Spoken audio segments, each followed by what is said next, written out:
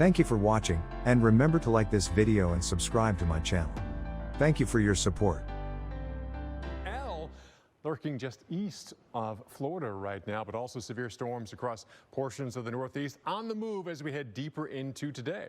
Meanwhile, the heat is on across much of the southern plains. We could see our first triple-digit day today in Dallas. Yeah, it got close yesterday, 99 degrees. But right now we're still watching what could be something that could impact your beach plans across Florida. Dr. Postel is tracking That's how you get feels like temperature. So when it's already feeling like 96 degrees, you're not even to lunchtime in Dallas.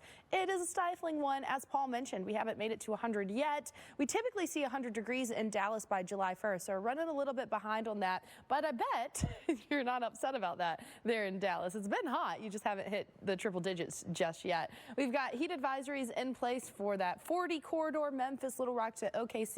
Shreveport, Jackson, Mississippi, Alexandria, Louisiana, you're all right around that bubble of heat. We've got a bunch of moisture in the air, tropical-like air mass in place, and combine that with the actual heat, the temperatures, well, we've got dangerous heat indices in place for millions of people. A place like Memphis, you are going to be feeling like the triple digits by 11 o'clock, and you're feeling like 100 degrees all the way through 7 p.m. Even after that, though, into 9 o'clock tonight, it's still feeling like the mid-90s there in Memphis. That is the type of heat that's just going to be absolutely draining if you have to be outdoors at all. Bismarck, you guys should be in the mid-80s. Instead, we're talking triple digits today. We're talking a good 20 degrees hotter than average Monday and Tuesday, and it's not getting any better. You're staying at least 10 degrees above average as we head through the middle to late part of next week. Triple digits quite often as we move through the next several days in Dallas. So it's definitely been problematic there, problematic in other places for different reasons, Paul. Yeah, flash that makes flooding. it a little bit more dangerous to be out and about on some of the roadways. So, yeah, keep that in mind. You can see here we've got rain stretching along that 95 corridor. Boston, you've had that rain moving through now for about an hour. Hartford, those light showers for you. Dry in New York City and Philly. Washington, D.C., you're dry right now as well, at least in terms of the rain's not falling. You've got plentiful moisture in abundance in the warm sector of this system.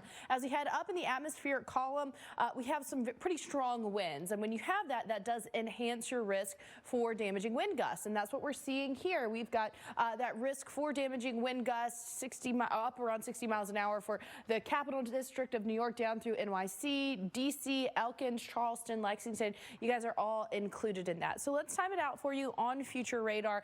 Generally,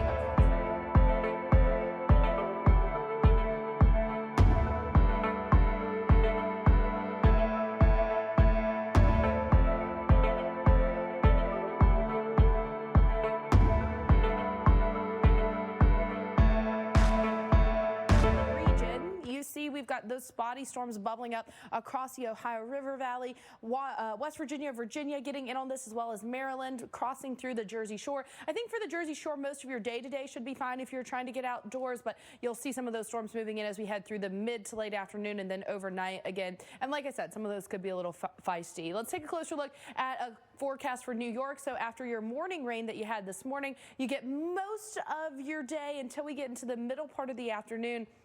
And then those storms start to build back in. Patterson, Yonkers, you guys are getting in on this as well. Waves of rain moving through. Again, get a little bit of a break in the rain, and then we have another wave moving in by your evening hours into the early overnight hours there in New York City. So it won't be a washout, guys, but definitely something to just keep your eye on if you're trying to plan out your Sunday. To DC now, where it's very quiet. Currently, Baltimore, same thing. And you'll notice it's not going to be a wide wave of rain. We just have these sporadic showers and storms moving through here or there as we head into the late afternoon, evening, and early overnight hours. So again, it's not going to be a constant rainy type of thing, but any one of those storm cells could be kind of on the stronger side. Paul. Yeah, we're going to get a little bit of a lull, a break in that once this first pocket of rain moves out. And then we've got that chance for more storms as we move.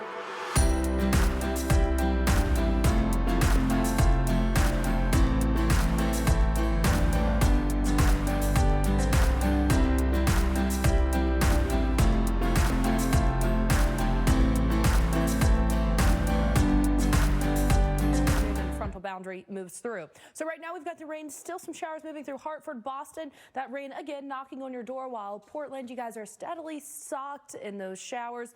Finally starting to dry out for the most part as we look at Long Island. Here's what's going on. We've got a frontal system, that warm front lifting to the north, and ahead of that cold front, well, this area here between those two fronts, we call that the warm sector. And that's where you quite often get the warmth and the moisture lifting in from the south. And that's what's happening here. So we've got the instability aided by the humidity, the warmth. We've got that frontal boundary acting as a really great trigger mechanism to get those storms going. And then we head up in the atmosphere column, because we know it's a column. And aloft, you've got some pretty strong winds coming in from the west, northwest. So this is going to add to our possibility for that damaging wind threat, because those winds that are really strong aloft can quite often be funneled down to the ground when you get some of those strong storms. So along the Ohio Valley, up through portions of the Shenandoah Valley, all the way up into Albany, New York, the capital district there, you've got that risk for some severe storms later today. Let's time it out for you. Watch how these storms blossom as we head into the middle part of the afternoon. D.C., some rain and storms around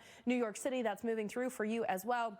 Moral of the story here, you'll notice it's not a huge swath of storms everywhere. So this is really going to be one of those systems where you just kind of have to keep your eye to the sky. Long Island, you've got some of those storms around for your Sunday night. The Delmarva Peninsula getting in on that overnight into Monday as well. Quick look at some of the timing there for NYC. You'll notice most of your day after we get through this first round of rain is just fine. It's as we get into the mid to late afternoon that we start to see some of those storms moving through. Yonkers, Patterson, you guys are getting in on that, as well as portions of Long Island. So again, it's not a washout for your Sunday, but we will have that chance for some storms like some of those storms that we saw earlier, Paul. Yeah, we're getting